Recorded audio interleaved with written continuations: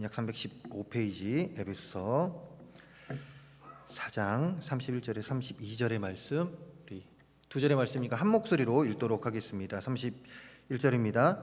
너희는 모든 악독과 노함과 분냄과 떠드는 것과 비방하는 것을 모든 악의와 함께 버리고 서로 친절하게 하며 불쌍히 여기며 서로 용서하기를 하나님 그리스도 안에서 너희를 용서하심과 같이 하라. 아멘. 저는 이 시간 에베소서 4장 31절 32절 말씀을 가지고 이런 공동체가 되게 하소서라는 제목으로 말씀을 나누려고 합니다. 오늘 본문은요, 이제 하나님의 자녀라는 정체성을 가진 자들이 개인과 공동체 안에서 이제 살아가야 할 자세를 설명하고 있는 말씀입니다. 이 공동체라는 것은 여러 의미가 있겠죠. 우리의 가정이 될 수도 있고, 또 우리 교회 공동체가 될 수도 있고, 또한 우리 회사 공동체가 될 수도 있고, 즉 우리가 머무는 그곳 어디에서나 그 안에서 이제 주의 자녀라는 정체성 가진 자들이 살아야 될 삶인데, 여기에 모인 우리는 예수님 안에서 영원한 하나님의 나라를 기업으로 받은 상속자, 즉 하나님의 자녀라는 정체성을 가진 자들입니다. 그렇지 않습니까? 우리는 누구라고요? 하나님의 자녀입니다. 누가 뭐래도 하나님의 자녀라는 것이에요. 이 정체성은 우리의 삶의 가치관과 생활 전체를 결정짓는 기준이 된다라는 것이에요. 그렇게 오늘 말씀에서 주는 교훈 또한 우리 삶 속에서 보여야 할 삶 속에서의 목적이자 기준이 될 수 있어야 하는데요. 그렇다면 오늘 말씀에서 사도 바울은 우리에게 무엇을 이야기하고 있을까요? 먼저는 25절의 말씀을 한번 함께 읽어보겠습니다. 25절에서 답을 찾아보려고 하는데요. 25절 말씀 우리 한 목소리로 함께 읽겠습니다. 그런즉 거짓을 버리고 각각 그 이웃과 더불어 참된 것을 말하라. 이는 우리가 서로 지체가 됨이라. 아멘. 얼마 전 지인 목사님과 이제 전화 통화를 할 일이 있었습니다. 서로 농담도 하고 편하게 이제 이야기하는 그 목사님인데, 그 목사님과 이야기하면서 어떻게 서로 안부를 물음 가운데 꼭 가끔씩 저를 곤란하게 만들어요. 어떻게 곤란하게 만드냐면, 철학적이지도 않고 그렇다고 쉽지도 않은데 그런 질문을 하는 겁니다. 그분한테는 되게 쉬운 질문이에요. 근데 저한테는 선배 목사님이니까 쉽게 대답을 하지 못하잖아요. 꼭 철학적이지도 않으면서도 쉽게 대답할 수 없는 그런 질문을 하면서 저를 가끔씩 이제 저한테 장난을 치시는데, 그날도 이게 철학적인 것인지 아니면은 어떤 의미에서 저에게 물어본지는 모르겠지만 이런 질문을 하더라고요. 사람의 죄성을 가장 원색적으로 보여주는 것이 있는데 무엇인지 아세요? 제가 다시 여쭤볼게요. 사람의 죄성을 가장 원색적으로 보여주는 것이 있는데 무엇인지 아세요? 입장을 제가 그 선배 목사라고 생각하시고 우리 성도님들이 후배라고 생각했을 때 이런 질문에 어떻게 대답을 해야 할까요? 난감합니다. 진짜 난감해요. 잘못 대답하면 혼날 것 같습니다. 왜요? 선배 목사님이 하니까. 그래서 이렇게 주저주저 하는데 저에게 목사님은 이렇게 대답을 하더군요. 그것은 다름이 아닌 인간의 거짓된 인격입니다. 인간의 거짓된 인격입니다. 많은 사람들이 정직하고 진실되게 살아야 하는 것을 알고 있습니다. 그리고 또한 그렇게 살아가기 위해 노력을 합니다. 우리 성도님들도 그렇지 않습니까? 그런데 정작 하루가 끝나는 이 시점에서 우리의 삶을 한번 자신의 삶을 돌아봤을 때 어떠합니까? 알면서도 혹은 무의식적으로 습관적으로 행했던 거짓된 행동들, 그런 모습들을 보게 되지 않습니까? 하루를 마감하는 그 시간, 우리의 삶을 돌아보았을 때 나는 아침에 진실된 삶을 살아야지 하면서도 하루의 마감은 그때는 내 안에 참 거짓이 있었다라는 것을 알게 됩니다. 개개인이 속한 공동체 안에서도 물론이고요. 이런 우리들에게 사도 바울은 25절에서 이야기하고 있는 것이에요. 무엇을 말합니까? 거짓을 버리라고 이야기하고 있습니다. 거짓을 버리고 그 이웃으로 더불어 참된 것을 말하라고 이야기하고 있는 것이에요. 즉 무엇입니까? 공동체 안에서 우리가 살아야 되는 것, 즉 우리의 가정과 또한 우리가 속한 어느 공동체에서나 우리가 보여야 될 그 모습은 무엇이다? 거짓이 아니라 참된 모습으로 우리는 살아야 됨을 사도 바울은 우리에게 가르쳐주고 있다는 것입니다. 그렇다면 왜 사도 바울은 이렇게 이야기를 했을까요? 왜 이렇게 이야기했을까요? 우리가 24절의 말씀 우리 함께 읽어볼 텐데요. 24절입니다. 함께 읽겠습니다. 하나님을 따라 의와 진리의 거룩함으로 지으심을 받은 새 사람을 입으라. 아멘. 24절 말씀에 기록하고 있듯이 우리가 거짓된 모습이 아니라 참됨을 보여야 되는 것은요, 24절에 기록하고 있듯이 바로 우리는 하나님의 의와 진리의 거룩함으로 새 사람을 입은 사람이기 때문에 그렇습니다. 우리는 하나님의 의와 진리의 거룩함 가운데 82억, 전 세계가 82억 정도 된다고 해요. 인구 중 택함을 받아 새 사람이 된 자들입니다. 믿으십니까? 한 두 사람 아멘했습니다. 다시 할게요. 자, 우리는 새 사람이 된 사람인데 하나님의 의와 진리 가운데 우리는 새 사람이 된 자들입니다. 믿으십니까?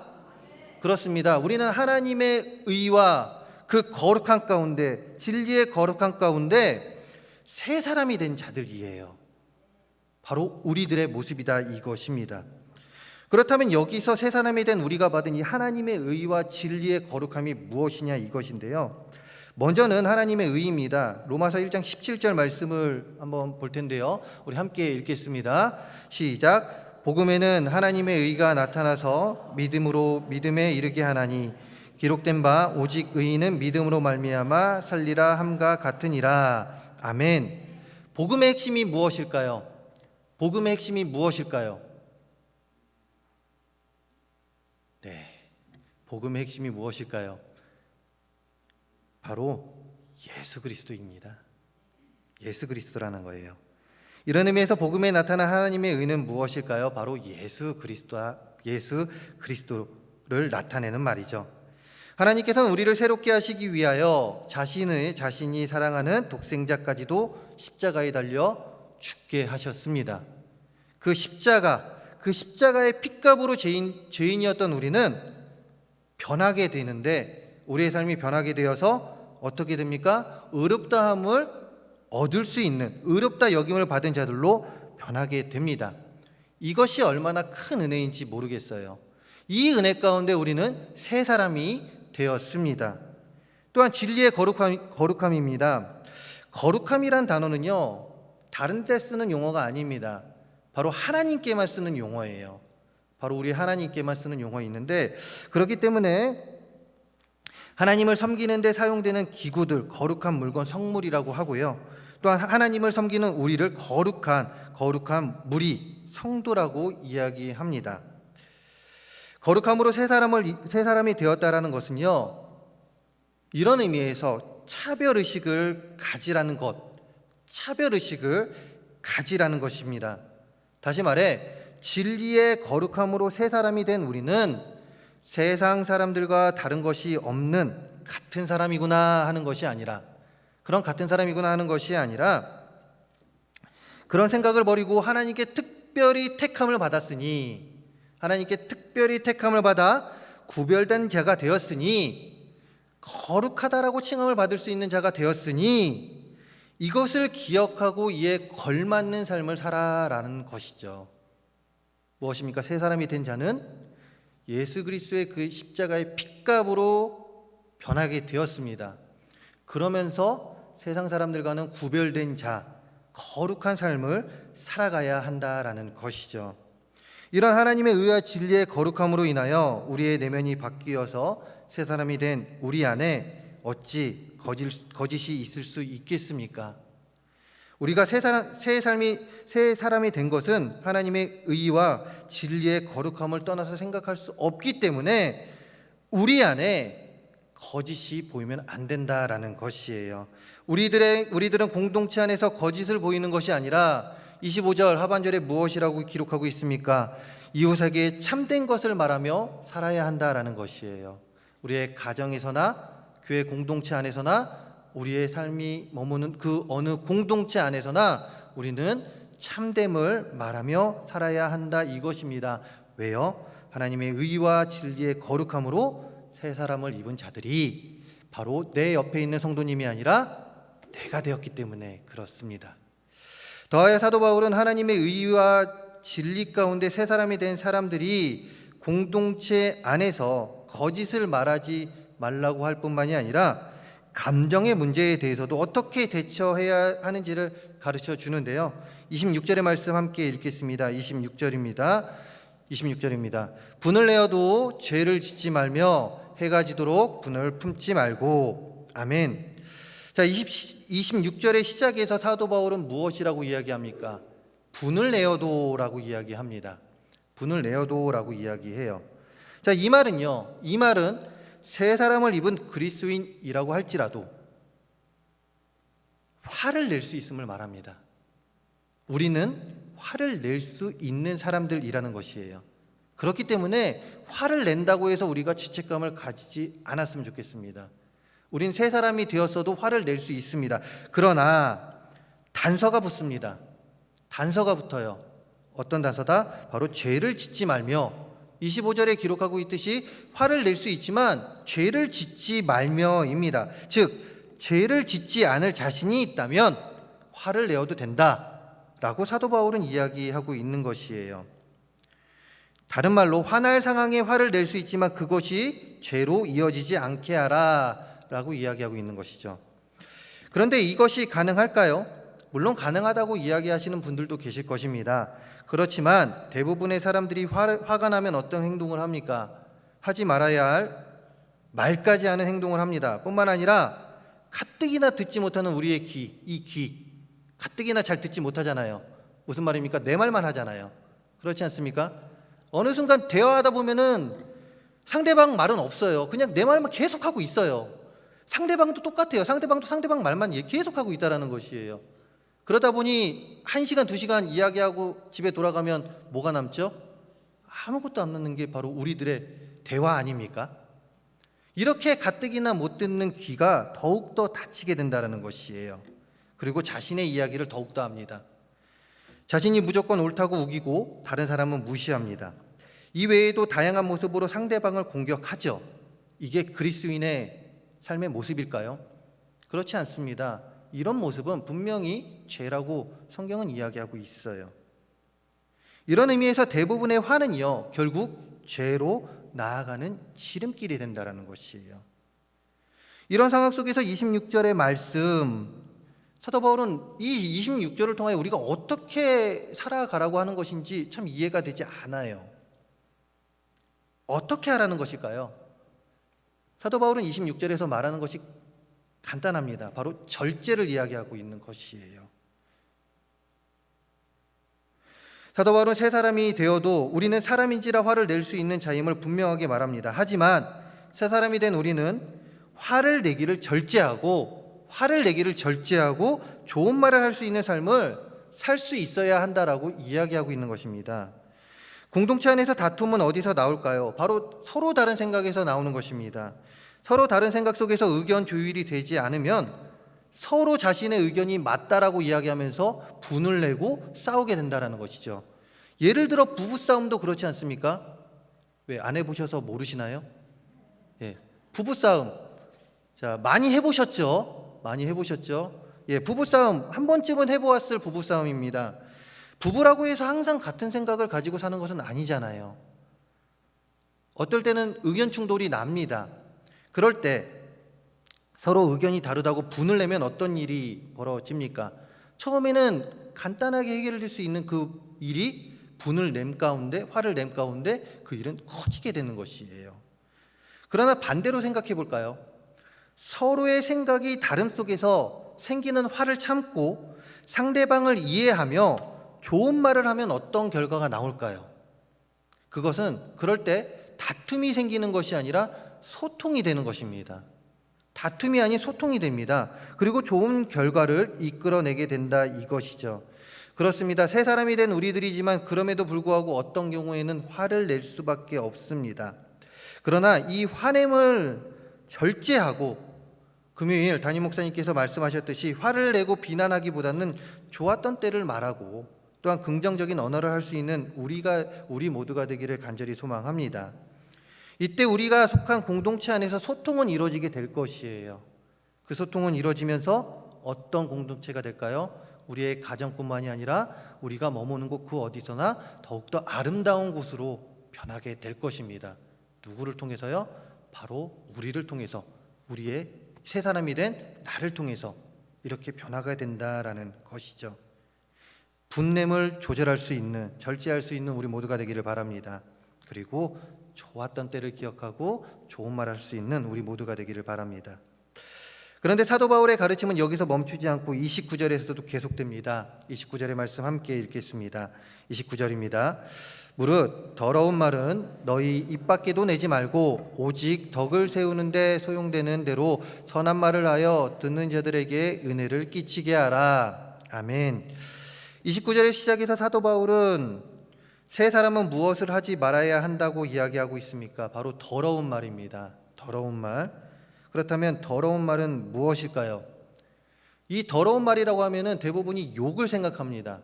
욕을 생각해요. 숫자 17 다음에 뭐요? 하면 안 돼요. 하시면 안 돼요. 그 다음에 A, 다음에 B 생략하고 다음인데 그것도 하시면 안 됩니다. 예, 다들 아실 거예요. 왜냐? 한 번씩은 다 해봤을 우리들의 말이니까. 그렇죠? 더러운 말 하면 이런 말을 합니다. 그러나 여기서 더러운에 해당하는 비속어나 욕이 아닌 썩은, 부패에서 사용하기에 부적절한 의미를 가진 말을 합니다. 썩은, 부패에서 사용하기에 부적절한 의미를 가진 말로 바꿔 말하면 아무런 쓸모없는 말, 다른 사람들로 하여금 쓸데없는 것을 생각하도록 하는 말을 의미한다, 이것이에요.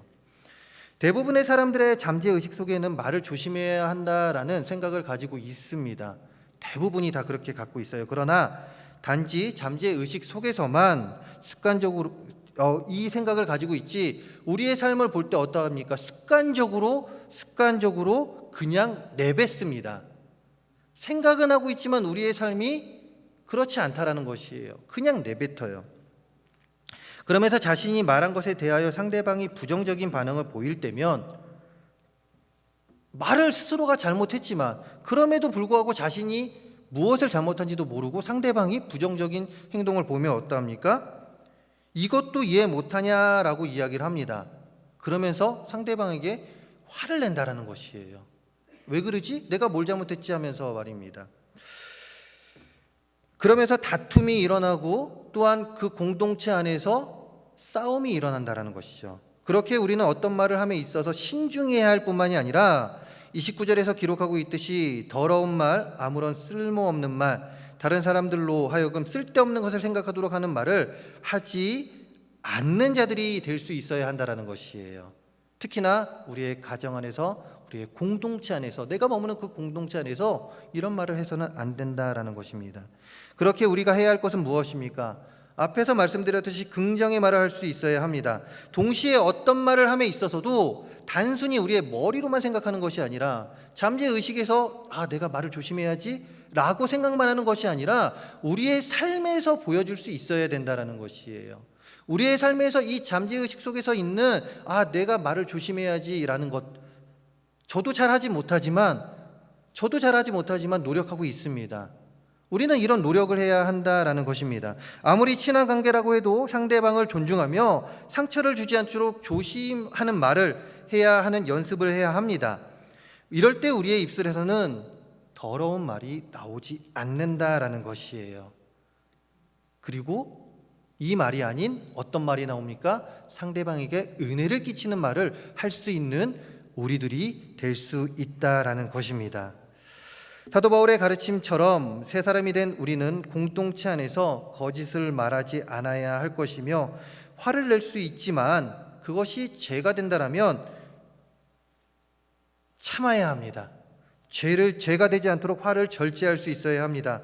더 나아가 우리의 입술에서는 더러운 말, 즉 아무런 쓸모없는 말, 다른 사람들로 하여금 쓸데없는 것을 생각하도록 하는 말을 해서는 안 된다, 이것입니다. 그렇다면 어떻게 할 때 우리는 이 모든 것들, 즉 분을 내지 않고 거짓을 말하지 않고 더러운 말을 하지 않을 수 있을까요? 먼저는 우리는 하나님의 은혜로 새 사람이 됨 가운데 주의 자녀라는 거룩한 정체성을 가지고 세상을 살아가는 자라는 것을 우리는 꼭 기억해야 합니다. 세상을 살아가면서 세상 사람들과 동조된 삶을 살다 보니 어쩔 때면 내가 하나님의 자녀라는 정체성을 잊고 살아갈 때가 빈번합니다. 그러다 보니 25절에서도 기록하고 있듯이 어떤 상황에서는 거짓을 말하는 것도 너무 서스럼 없게 하고 있다라는 것이에요. 우리가 너무 거짓된 삶을 살아가고 있다라는 것이죠. 하지만 내가 주의 자녀라는 정체성이 확고히 내 안에 있을 때, 확고히 확립되어 세상을 살아갈 때 나의 삶은요, 우리의 삶은 세상 사람들과는 다른 삶을 살아가게 되며 그 거룩한 삶, 즉 구별된 삶을 살아가게 되며 오늘 말씀 속에서 기록되고 있는 거짓과 분냄 그리고 더러운 말을 하기보다는 하나님의 합한 마음, 그 마음을 가지고 하나님의 언어, 하나님께서 우리에게 사용하라는 그 사랑의 말을 할 수 있게 된다라는 것입니다. 그러면서 아름다운 공동체를 만들어갈 수 있다라는 것이에요. 우리의 가정, 우리 교회 공동체, 내가 머문 그 모든 공동체에서 아름다운 공동체를 만들어갈 수 있다라는 것이죠. 그러니 아침에 일어나 우리 모두 세수하시죠? 대답을 안 하시면 세수하시죠? 그러면 세수할 때 무엇을 봅니까? 거울을 봅니다. 거울을 보고 이렇게 고백해 봅시다. 나는 하나님께 택함받은 거룩한 하나님의 백성이다. 너무 길죠? 간단하게 합시다. 거룩한 하나님의 백성이다. 거룩한 하나님의 백성이다. 아침에 일어나 거울을 보며 우리 한마디씩만 고백해 봅시다. 나는 택함받은 하나님의 거룩한 백성이다. 하나님의 거룩한 백성이다. 고백하시기 바랍니다. 그러면 스스로가 그리스도인 됨을, 새 사람이 됨을 자랑스럽게 여기고 주의 자녀라는 거룩한 정체성 안에서 매일매일을 보내게 될 것입니다. 더하여 오늘 본문 32절의 말씀 함께 읽어보겠습니다. 32절입니다. 서로 인자하게 하며 불쌍히 여기며 서로 용서하기를 하나님이 그리스도 안에서 너희를 용서하심과 같이 하라. 아멘. 32절에서 사도 바울은 세 가지를 이야기하고 있습니다. 첫째, 서로 인자하며, 둘째, 서로 불쌍히 여기며, 마지막으로 서로 용서를 할 수 있는 마음을 가지라 합니다. 인자하게 하며, 이는 하나님을 닮아가려고 할 경우에만 체득되는 하나님의 자비하심의 성품입니다. 자신의 이웃의 일을 자신의 일로 여길 정도의 마음을 이야기합니다. 다음으로 불쌍히 여기며, 이는 마음의 중심, 즉 상대에 대하여 큰 배려와 동정심을 가지고 살아갈 수 있어야 함을 말합니다. 더하여 서로 용서할 수 있는 마음, 이것은 은혜를 베풀라는 것이죠. 인자하게 하며 이웃의 일을 자신의 일로 여길 정도의 그 마음을 가지고 또한 불쌍히 여기며 상대방에 대한 배려와 동정심을 가지고 용서할 수 있는 마음, 즉 은혜를 베푸는 마음, 주님께서 우리의 죄를 용서해 주셨듯이, 하나님께서 우리의 죄를 용서하여 주셨듯이 우리도 상대방에게 은혜를 베풀며 그들을 용서할 수 있는 삶을 살아가라고 사도 바울은 32절에서 우리에게 이야기하고 있는 것이에요. 이 삶을 살아갈 때 우리는 거짓이 아니라 또한 분을 내미 아니라 더러운 말을 안 한다라는 것입니다.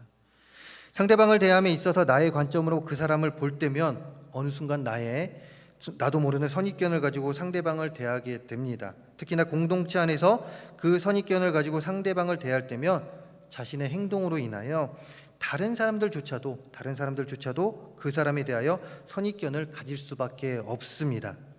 그렇지만 우리가 주님의 마음으로, 주님의 눈으로 상대방을 보려고 노력할 때면 비록 나의 관점 속에서 보여지는 상대방이 있을지라도 그 위에 하나님의 관점이 있기 때문에 상대방을 다르게 볼 수 있게 되며 그 모습은 한 공동체 안에서 다른 사람들에게 영향을 주어 공동체에 속한 자를 바라보는 시선을 바꿀 수 있게 됩니다. 그렇기 때문에 우리가 가져야 될 그 관점이 바로 32절의 말씀을 기반으로 상대방을 볼 수 있어야 한다라는 것이에요. 인자하게 또한 불쌍히 여기며 용서하는 그 하나님의 마음을 가지고 상대방을 볼 수 있어야 합니다. 이런 생각을 가지고 상대방을 볼 때에 우리는 아름다운 공동체를 만들 수 있다라는 것이죠. 노력해 봅시다. 상대방을 향한 나의 시선도 있습니다. 그렇지만 그 시선 위에 하나님의 마음을 두고 볼 수 있는 노력을 해 보시기 바랍니다. 이럴 때 우리가 변하게 될 것이고, 우리 스스로가 변하게 될 것이고, 우리 가정이 변하게 될 것이고, 우리의 공동체가 변하게 될 것이고, 그 공동체는 어떻게 변하게 됩니까? 바로 하나님의 마음에 합한 공동체로 변하게 될 것이며, 그 공동체에서 나타내어지는 예수 그리스도의 향기로 인하여 다른 곳들조차도 변하게 되는 놀라운 역사가 일어나게 될 것입니다.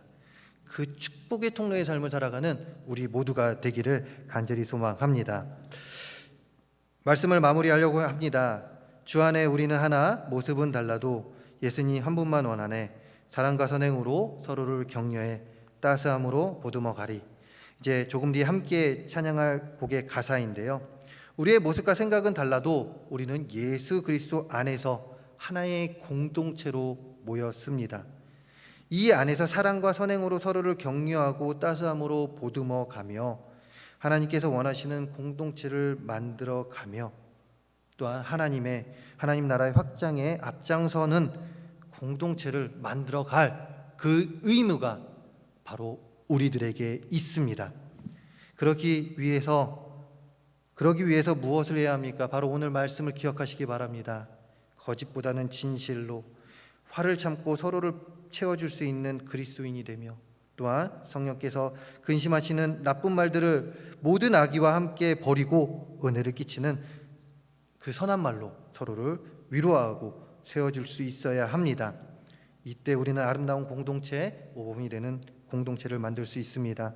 이것을 기억하면 올 한 해, 아니 하나님께서 부르시는 그날까지 아름다운 공동체를 만들어가며 힘쓰며 하나님을 기쁘게 하는 우리 모든 성도님들이 되시기를 간절히 소망하며, 우리를 통하여 하나님의 나라가 완성되는 놀라운 역사를 경험하는 우리 모든 성도님들의 삶이 되기를 주님의 이름으로 축원합니다.